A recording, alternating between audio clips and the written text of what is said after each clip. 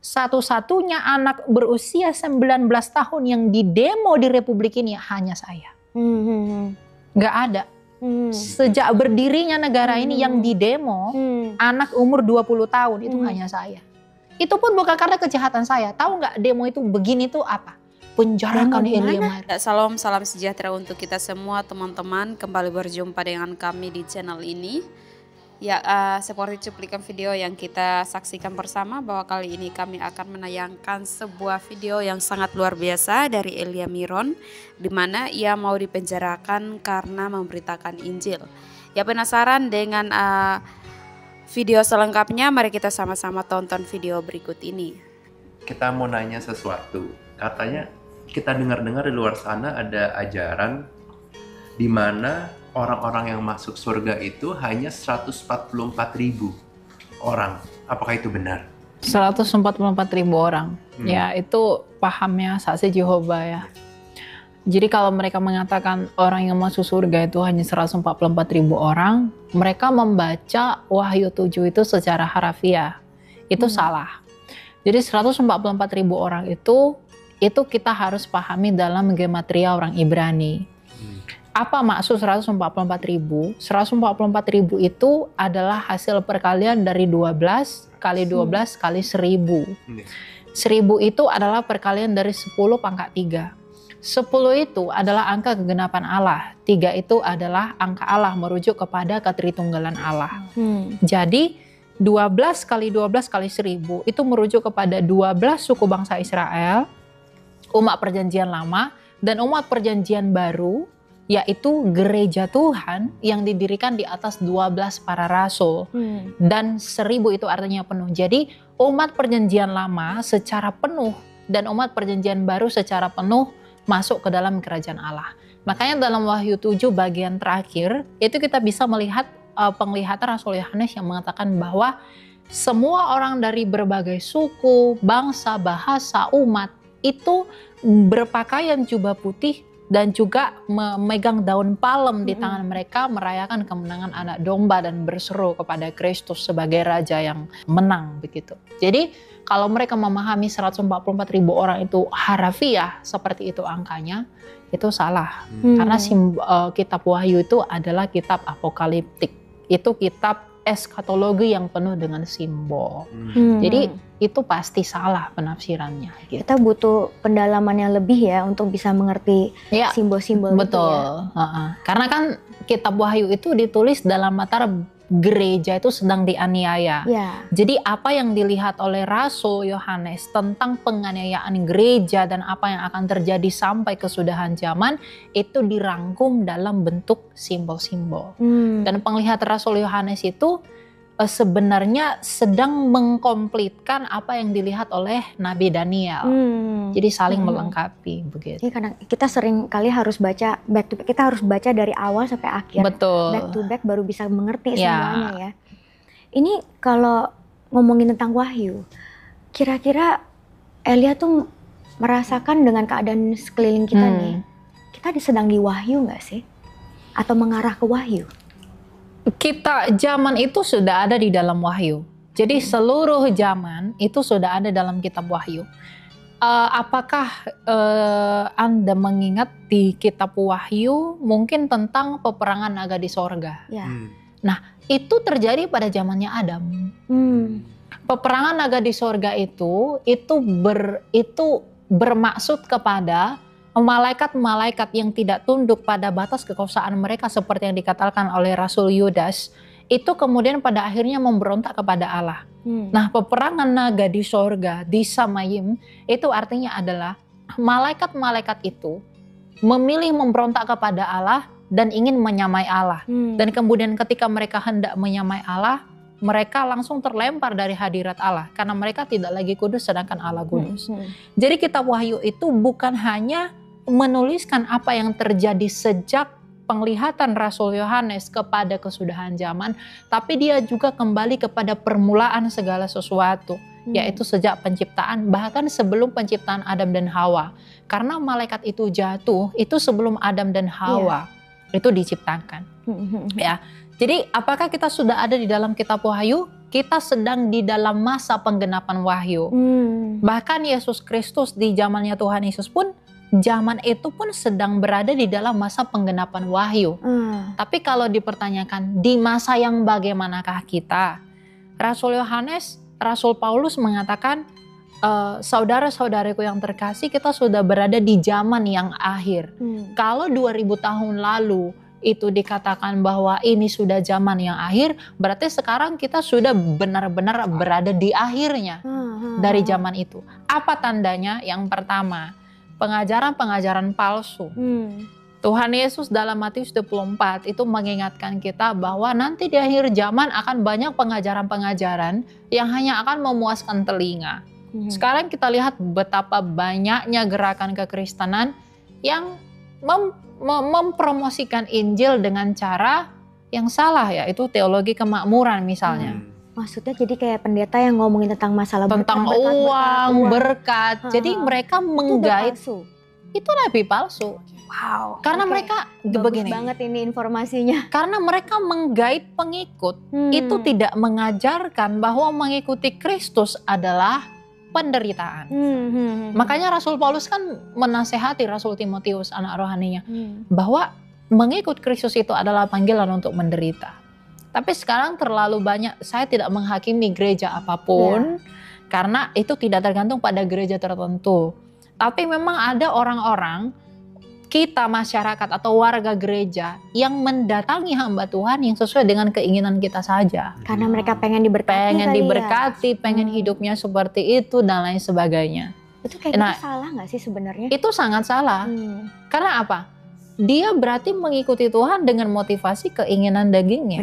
Benar juga sih, ya. Bukan karena benar-benar mencintai Kristus dengan rela ikut menderita di dalam salibnya. Begitu. Jadi apakah kita sudah berada di ujung zaman? Kita memang sudah ada di masa ini. Coba lihat, hukum mulai berubah. Yang dulunya gender misalnya laki-laki dan perempuan, sekarang dirubah. Ya, ketetapan masa, ketetapan hukum, itu semua dirubah menurut apa yang disampaikan oleh Nabi Daniel di Daniel 7 dan 8. Semua kan udah hampir berubah. Kemudian yang kedua, banyaknya bahkan orang Kristen sendiri yang mulai meninggalkan filsafat supremasi dan eksklusivitas Kristus dan mengikuti pemikiran dunia. Kenapa? Banyak orang Kristen berpikir begini, biarkan saja orang dengan agamanya masing-masing. Mereka orang Kristen itu membiarkan orang lain mereka hidup dengan keagamaan mereka dengan mengatakan kalau kita baik kita pasti selamat kok. Perbedaan agama, perbedaan agama itu hal biasa. Yang penting kita baik dan lain-lain. Satu hal yang saya sering dengar ya, Tuhan Yesus baik pasti maafin. Nah, jadi mereka muasin diri nih, gitu. Justru sebenarnya kalau kita mengasihi sesama kita, kita akan begitu merasa berbelas kasih kepada mereka yang berada di tepi jurang maut. Jadi kalau kita adalah orang-orang Kristen yang sungguh-sungguh, kita akan begitu merasa malang dan kasihan kepada orang-orang yang belum percaya kepada Kristus. Tapi coba lihat di masa sekarang, banyak orang Kristen yang mengatakan dengan pemikirannya yang duniawi dan mereka berpikir mereka sedang berbuat bakti bagi Allah. Oke, kita berbuat baik aja, yang penting kita damai-damai. Damai yang Kristus bawa bukan damai yang dunia mau. Ingat perkataan Tuhan Yesus, kerajaanku bukan dari dunia ini. Coba lihat apa yang terjadi. Apa respon masyarakat Yahudi ketika Kristus memberitakan Injilnya? Penolakan, kontroversi, keributan. Bukti daripada hal itu terlebih-lebih lagi ketika para rasul memberitakan Yesus. Apa yang dihasilkan dari pemberitaan itu? Pertengkaran, penolakan. Jadi memang Injil itu memang akan selalu menimbulkan konflik. Konflik itu membuktikan bahwa memang dunia ini menolak dia. Karena Injil itu mengatakan kebenaran. Orang yang tidak mau menerima kebenaran itu. Sedangkan kita tidak ada di dalam kebenaran. Gitu. Jadi penolakan kepada Injil itu membuktikan bahwa memang manusia itu semuanya berdosa. Ya, benar. Gitu. Benar. Jadi kita sudah benar-benar berada di ujung zaman dengan semua tanda-tanda. Apalagi tuh tanda-tandanya yang kira-kira? Iya, salah satunya pengajaran itu. Kemudian antikristus, robot-robot atau robot-robot sih enggak ya? Enggak ya? Enggak ada. kita tidak tahu maksud terselubung dari semuanya itu. Sebenarnya segala sesuatu yang ada di bumi ini, perkembangan teknologi dan lain-lain, itu adalah anugerah Tuhan. Tergantung bagaimana cara kita menggunakannya. Sosial media, TikTok, kita bisa menggunakan itu buat penginjilan. Ya, benar. Tapi ada juga orang yang menggunakan itu untuk mempromosikan dan juga membuat pengajaran yang melawan Kristus. Jadi semua tergantung di tangan siapa. Kalau di tangan orang yang sungguh-sungguh percaya, dia akan menggunakan sosial media itu untuk menelanjangi bahwa kita adalah orang berdosa dan semua kita puncaknya kemudian pengagungan kepada Kristus. Tapi kalau kemudian kita mengikuti pikiran dunia, ya kita hanya akan meninggalkan dia, acuh tidak acuh kepada pengajaran, datang ke gereja hanya untuk senang-senang doang, motivasi yang lain-lain sebagainya. Ya, itu tanda zaman. Kemerosotan moral dan kemerosotan pengajaran itu adalah tanda zaman yang paling sahih. Nah, ini kan banyak sekali yang suka menanyakan post rapture, pre-trip, atau Amil. Ya. Nah, itu sebenarnya kalau Elia lebih percaya yang mana? Do you believe in rapture? Rapture ya. Jadi begini, pandangan akhir zaman itu ada 3. Ada post millennium, ada pre-millennium, ada amillennium. Jadi post millennium, pre-millennium ini mereka percaya pengangkatan ada yang sebelum 1000 tahun, ada yang setelah 1000 tahun. Atau bisa dikatakan dipercayai pengangkatan itu akan terjadi sebelum 1000 tahun, sesudah 1000 tahun, atau sebelum penyiksaan atau setelah penyiksaan. Nah, sedangkan ada satu pandangan yang namanya amillennium. A itu artinya tidak. Misalnya agama. Ya, ateis. Jadi amillennium itu A, itu artinya tidak. Millennium artinya 1000 tahun. Berarti tidak 1000 tahun dalam pengertian harafiah. Keren juga ya, A ya, baru tahu itu. Ya, A itu artinya tidak. Ya kan? Agama itu berarti agama. Ateis. Teis itu kan Tuhan. Ateis berarti tidak bertuhan. Berarti amillennium berarti tidak 1000 tahun. Nah, saya pandangannya yang amillennium. Tidak 1000 tahun. Tidak 1000 tahun. Kenapa? Kaitannya dengan apakah saya percaya pengangkatan? Saya percaya bahwa suatu saat nanti akan ada momen kita menyongsong Kristus. Seperti yang dikatakan dalam surat Tesalonika. Ya, benar. Kita akan menyongsong dia di awan-awan. Tapi saya tidak pernah memaksudkan itu sebagai pengangkatan sebagaimana yang dipahami oleh orang-orang yang menganut post-millennium dan pre-millennium. Karena apa? Kebanyakan gerakan gereja modern, mereka percaya bahwa suatu saat nanti akan ada momen di mana orang Kristen akan diangkat dan tidak mengalami penganiayaan. Saya tidak setuju dengan itu. Karena semua orang Kristen harus dianiaya. Matius 24, kalau bukan karena ada orang pilihan di dalam penganiayaan itu, waktu penganiayaan itu tidak akan dipersingkat. Nah, kalau ada orang pilihan di dalam masa aniaya, lalu siapa yang diangkat itu? Jadi saya tidak percaya dengan pengangkatan bahwa kita tidak mati, kita akan diangkat, kita tidak akan mengalami penganiayaan. Saya percaya bahwa kita akan mengalami penganiayaan. Dan saya tidak menyebutnya dengan pengangkatan tetapi kebangkitan. Gitu. Berarti lebih percaya yang ada di Wahyu ya. Kalau memang yang semuanya sebenarnya semuanya berapa lama lagi Tuhan yang itu ya? Ya, sebenarnya semuanya itu didasarkan pada kitab Wahyu. Ketiga pandangan itu hanya saja tafsirannya berbeda-beda. Cuma saya menghargai pandangan post dan juga pre-millennium, tapi saya tidak mempercayai itu. Saya lebih cocok dengan amillennium. Karena begini, kalau dikatakan kerajaan 1000 tahun itu nanti, pertanyaan saya, kerajaan apa yang hanya 1000 tahun? Tapi kan ada di Alkitab kan? Betul, kerajaan 1000 tahun itu sama seperti 144.000 tadi. Itu nggak dipahami seperti tahunnya kita. 1000 tahun itu adalah 10 pangkat 3. 10 itu angka yang penuh, genap dan sempurna. 3 itu adalah angka ilahi karena Tritunggal. Jadi 10 pangkat 3 yang adalah 1000 adalah kerajaan yang genap dan penuh menurut ukuran Allah. Kita nggak tahu itu berapa lama. 10.000 tahun, 1 juta tahun, berapa tahun. Makanya dalam orang yang mengikuti pandangan amillennium hari ini, kita sedang hidup dalam masa kerajaan 1000 tahun. Karena kerajaan 1000 tahun adalah masanya gereja.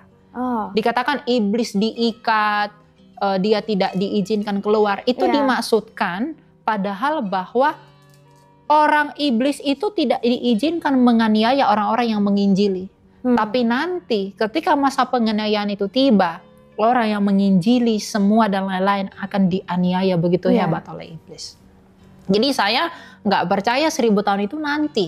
1000 tahun adalah sekarang, masa damai. Ini interesting juga ya. Gitu. Nah, kalau misalnya, kan kalau kita lihat urutannya Wahyu, nanti setelah pengangkatan ada 1000 tahun. Nah itu kan tapi kan setelah itu post dan premilenium itu pandangannya. Nah nanti kan setelah, kan kalau dari saya penangkapannya, habis di rapture orang-orang yang tertinggal yang akan dianiaya dan akan mendapatkan tanda binatang itu, the mark of the beast. Nah itu sekarang ini nih sebenarnya kita nih udah menuju ke sana nggak sih, ke arah mark of the beast itu? Kita sedang menuju penggenapan itu. Jadi tahapannya ada tuh peta dunia yang diperkenalkan oleh Philip Mantova. Jadi dia ya seperti yang percaya tadi, ada pengangkatan dan lain, masa 1000 tahun Gog dan Magog. Nah peta yang diperkenalkan oleh beliau itu saya tidak percaya. Memang kita punya pandangan yang berbeda. Saya lebih mengikuti pandangan gereja purba terkait dengan peta zaman. Nah, jadi peta zaman dalam pemahaman gereja purba adalah masa perjanjian lama. Jadi masa Adam, ya, kemudian masa Taurat. Dari zamannya Musa sampai tahunnya Yesus. Kemudian mulai dari tahun 1 Masehi sampai kematian Yesus dan kebangkitannya, itu adalah zaman Yesus mengajar. Kemudian dari zaman Tuhan Yesus sampai sekarang adalah masa gereja. Baru nanti di penghujung akhir masa gereja, Antikristus akan menganiaya. Setelah Antikristus menganiaya untuk sedikit waktu, Tuhan Yesus datang, menghakimi, kemudian membawa kita, orang-orang mati akan dibangkitkan. Kita yang masih hidup akan mati seketika lalu diangkat ke atas, itu kebangkitan kita sebutnya. Itu makanya yang dibilangin rapture menurut Elia itu kebangkitan, jadi mati dulu. Mati dulu, baru bangkit. Kita yang masih hidup ketika dia datang, tubuh kita ini akan diubah seketika. Itulah kematian kita. Tapi kan yang di 1 Tesalonika 4 itu dibilangin kan, those yang the dead in Christ will rise first. Ya, yang mati dulu akan bangkit. Those who are still alive and remain will be caught up. Iya, tetapi penjelasannya tentang hal itu lebih lengkap di 1 Korintus 15 tentang kebangkitan tubuh. Nah, Rasul Paulus mengatakan, aku memberitahumu suatu misteri, bahwa nanti kita tidak semua mati. Tapi ketika dia datang, kita yang masih hidup, kita akan mati seketika, tubuh kita diubahkan. Maka kita yang orang mati yang sudah bangkit dalam Tuhan, kita menyusul mereka di awan-awan. Itulah hari kebangkitan itu. Dan ketika itu sudah tiba, baru dia menghakimi, lalu kita ke langit bumi baru. Jadi kalau misalkan tanda binatang 666 itu Wahyu 13. Itu tuh maksudnya kan buat orang-orang yang masih tertinggal di sini nih. Berarti kan orang-orang itu kalau nggak mau terima itu nggak bisa makan, ya kan? Penafsirannya pun tidak begitu. Jadi 666 itu kan orang banyak pahami vaksin ya. Kemudian ada plat mobil 666 itu antikristus, terus namanya dijumlah jadi jumlahnya 666. Itu menurut saya terlalu mengada-ngada. Banyak hal yang memuakkan tentang hal 666. Ya, gini, 666 itu adalah angka simbol. Ingat, manusia dicipta pada hari keberapa? 6. Hari ke-6. 3 itu angka ilahi toh. Nah, 666 diulangi 3 kali, itu merujuk kepada angka seorang manusia yang berusaha menjadi Allah. Jadi angka Allah itu kan 7. Jadi 6 itu seorang manusia. Diulangi 3 kali berarti manusia yang ingin menjadi Allah. Itu merujuk kepada apa? 1 Tesalonika 2.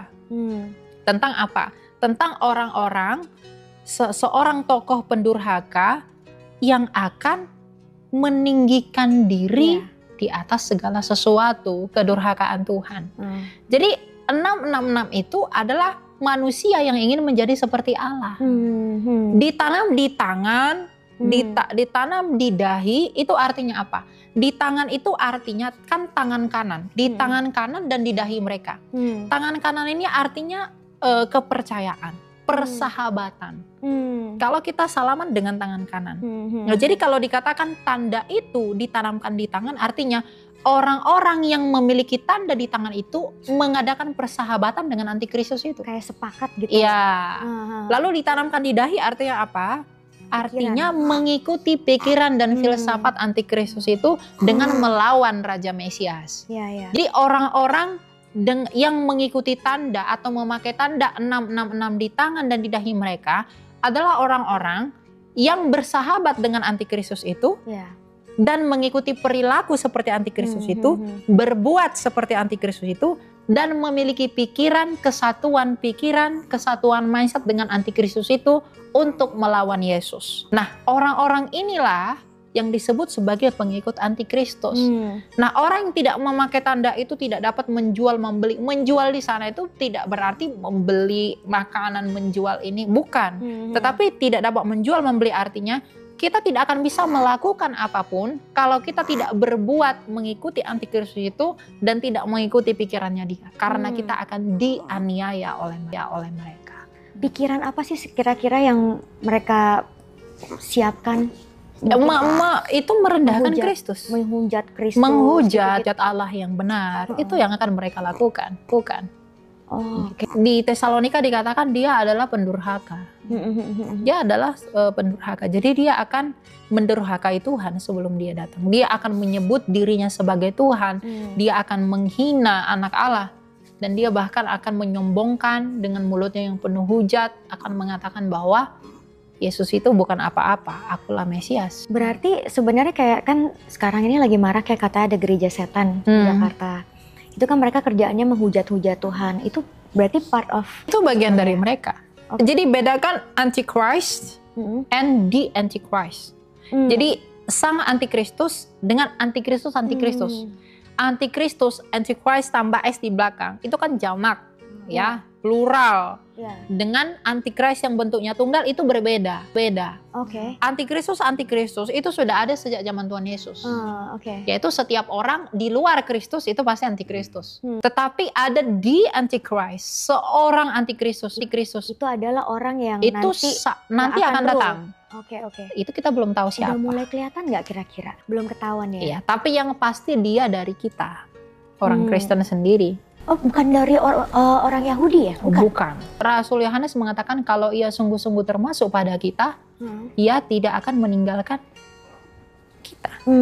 Dan dia akan melakukan pendurhakaan. Orang yang durhaka kan adalah orang yang sebelumnya mengikuti Kristus. Kemudian pada akhirnya dia murtad. Kan di Tesalonika dikatakan harus dinyatakan dahulu murtad. Berarti seseorang yang pernah mengikuti Kristus lalu murtad lalu meninggikan dirinya atas Kristus, itulah antikristus itu. Itu katanya kan di Antichrist ini kan nanti akan melakukan mujizat palsu. Betul. Kayak gitu-gitu tuh berarti benar ya? Benar. Karena dia pernah belajar karena dia pengikut Kristus sebelumnya. Mujizat yang dia lakukan itu pun bukan dari Tuhan, itu dari setan. Dari setan. Kan si naga itu yang memberikan kuasa kepada si binatang itu sehingga mulutnya penuh hujat. Jadi ada setan yang di belakang dia yang menyokong pekerjaannya dia. Mujizat palsu, kesembuhan palsu, tanda-tanda yang palsu, meskipun itu mewahkan mata. Makanya orang Kristen tuh tidak boleh imannya didasarkan pada mujizat. Karena setan pun bisa melakukan itu. Iblis pun bisa jadi malaikat terang. Untuk membedakan tahu yang dari Tuhan atau enggak tuh dari mana ya? Dari buahnya. Tuhan Yesus dalam Matius 7 berkata, dari buahnya kamu kenal mereka. Buahnya apa? Apakah kamu dituntun kepada Kristus dengan prinsip yang benar mengikuti dia, atau bahkan malah dibawa jauh dari dia? Pengajaran palsu, pengajaran dari setan itu tidak seperti sebagaimana setan menunjukkan dirinya. Setan yang menunjukkan dirinya dengan bentuknya yang aneh-aneh itu setan bodoh. Dia akan buat bentuknya itu cantik, menyerupai yang ori, menyerupai yang benar. Tetapi di belakangnya ini nggak benar. Nah, pengajaran palsu pun seakan-akan terlihat benar, tapi sebenarnya tidak benar. 99% Iya. benar, 1%-nya salah. Kedengarannya benar, ikut Tuhan karena begini baik segala macam. Akan menyebut Tuhan juga. Kan Tuhan Yesus berkata orang akan berseru kepadaku, Tuhan, Tuhan. Oh iya. Bukankah kami bernubuat demi namamu? Iya. Bukankah kami bermujizat demi namamu? Tapi Tuhan berkata apa? Hanyalah engkau semua pembuat kejahatan. Gitu. Oke. Itu benar-benar harus beriman banget ya, harus bisa tahu. Bukan masalah juga berimannya sih. Memang iman itu yang menyelamatkan kita, tapi yang perlu dikoreksi dalam hal ini adalah apakah orang Kristen itu benar-benar mencintai Kristus? Apakah orang Kristen itu benar-benar mencintai kesungguhannya dalam Injil? Karena banyak orang mengaku Kristen, banyak orang mengaku percaya, tapi sebenarnya kepercayaannya kepada Tuhan didasarkan pada keinginannya agar Tuhan memenuhi kebutuhannya. Benar ya. Tanpa mengerti sebenarnya apa maksud pengorbanan Kristus, dan bahkan lebih jauh mereka tidak mau berkorban untuk Kristus. Kan kita semua dipanggil melakukan kehendak Tuhan. Kehendak Tuhan itu apa? Semua orang diselamatkan. Kalau kita tidak mengambil bagian agar orang-orang diselamatkan, yaitu dalam pemberitaan Injil, apakah kamu bisa disebut Kristen? Bahkan Rasul Paulus mengatakan kamu harus menguji dirimu sendiri. Sudah sejauh apakah kamu? Dia menasihati Timotius begitu. Kamu boleh menguji dirimu sendiri. Apakah iman itu memang ada di dalam kamu? Ya, iman yang sejati adalah iman yang berbuah kepada ketaatan kepada hukum Kristus. Banyak Kristen sekarang ini ya lebih mencintai dunia, tapi mereka masih mengaku Kristen. Menginginkan dunia dengan berharap kepada Allah yang adalah roh. Padahal Tuhan Yesus berkata kerajaan-Ku bukan dari dunia. Banyak orang dari kita, saya tidak menyebut siapa ya. Kita kembali merenungkan, bahkan ini pun berlaku buat saya ya. Kita merenungkan, banyak dari kita begini. Banyak dari kita berpikir ada perdamaian dengan Allah bisa berjalan bersamaan dengan perdamaian dengan dunia.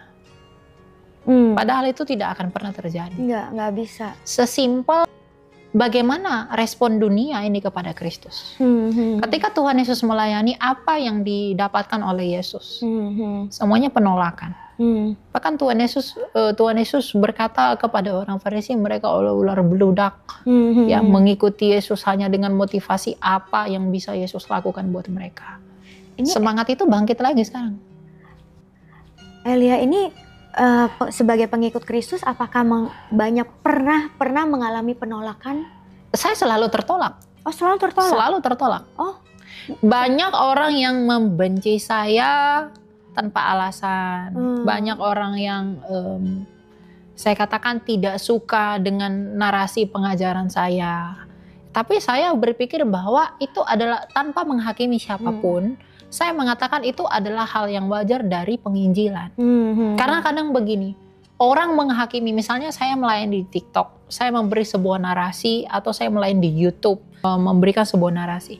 Banyak orang yang mungkin tidak sepakat dengan saya, lalu menghakimi, ngejudge saya. Oh, kamu belum sekolah teologi tapi sudah mau mengajar dan lain sebagainya. Oh, pandanganmu itu salah begini-begini dan lain-lain.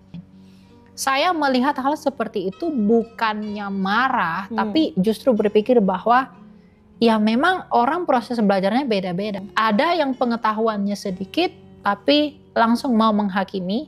Ada yang pengetahuannya banyak juga mau menghakimi, sekalipun memang dia tidak berhak untuk menghakimi siapapun.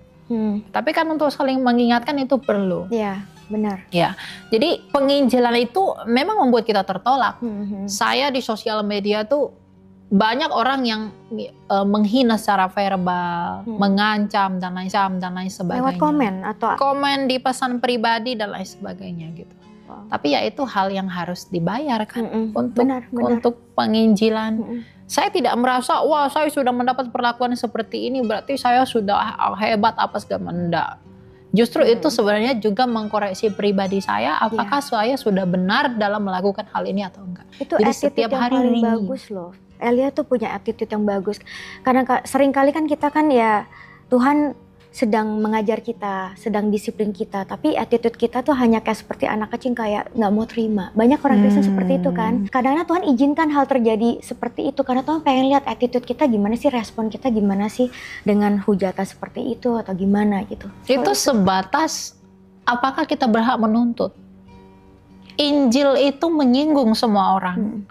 Benar. Kadang gini, kadang orang-orang mengatakan kepada saya, kamu tuh kalau ngomong tuh nggak usah terlalu keras. Itu takut yang lain tersinggung. Kalau dia tersinggung, biarkanlah dia tersinggung untuk sementara. Bukankah hidupnya selama ini menyinggung Allah? Mengapa dia tidak mau tersinggung untuk sedikit waktu? Bagus banget itu. Lah, hidup kita ini menyinggung Allah. Iya, benar. Saya perjalanan ke sini juga berdosa, melihat yang nggak seharusnya dilihat, memikirkan apa yang tidak dilihat. Jangan pikir karena saya pelayan Tuhan, saya udah wah suci, enggak. Saya juga dicobai setiap hari. Saya jatuh dalam dosa itu pasti. Tapi kan tentang respon dan kerinduan hati kita, mau berubah atau tidak, mau menjalani atau tidak, kan begitu. Jadi kalau Injil itu membuat orang tersinggung, jangan ikuti perasaan dagingmu untuk berdamai dengan dunia. Biarkan semua orang tersinggung. Seperti perkataan Rasul Paulus, apakah dengan mengatakan kebenaran aku menjadi musuhmu? Ya, apa pentingnya orang mengkerutkan keningnya sama saya kalau Kristus tersenyum pada saya? Apa pentingnya orang membenci saya kalau Tuhan saya mengasihi saya? Ya kalau orang yang saya cari itu bermasalah, tapi bukan manusia yang kita cari. Ya. Apa pentingnya hidup sih di dunia ini? Sebatas apa dan sejauh apa kamu menikmati semua? Tapi kalau masih Tuhan izinkan, ya lakukan. The best for him.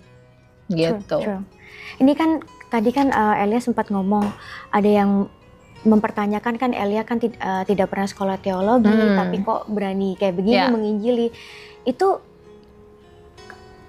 sebenarnya kok Elia bisa tahu ini semua tuh dari mana? Apa karena hubungannya suka baca Alkitab, lalu mempunyai hubungan dengan Roh Kudus, Tuhan mengajarkan lewat Roh Kudus, atau bagaimana itu? Satu-satunya anak berusia 19 tahun yang didemo di Republik ini hanya saya.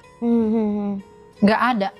Sejak berdirinya negara ini yang didemo, anak umur 20 tahun itu hanya saya. Itu pun bukan karena kejahatan saya. Tahu nggak demo itu begini tuh apa? Penjarakan Elia Myron.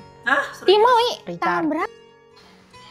Puji nama Tuhan, demikianlah video yang kita dengarkan dari Elia Myron. Tuhan Yesus memberkati. Berbahagialah buat orang yang dianiaya, dihina, bahkan mau dipenjarakan karena memberitakan Injil, sebab upahmu besar di surga. Ya, terima kasih juga buat semua yang selalu setia dukung dan juga support channel ini. Doa kami selalu menyertai saudara semua. Dan mari kita doakan teman-teman kita yang dengan semangat memberitakan Injil kebenaran, baik itu secara langsung maupun secara tidak langsung melalui media sosial. Kiranya diberkati selalu oleh Tuhan. Apa yang mereka sampaikan kiranya memenangkan banyak jiwa yang belum mengenal akan Kristus. Ya, terima kasih sekali lagi buat semua. Jangan lupa like dan juga subscribe channel ini agar setiap video yang dapat kami bagikan teman-teman sudah terlebih dahulu mendapatkan notifikasinya. Kiranya video kali ini cukup sampai di sini dan salam, sampai jumpa di video kami selanjutnya.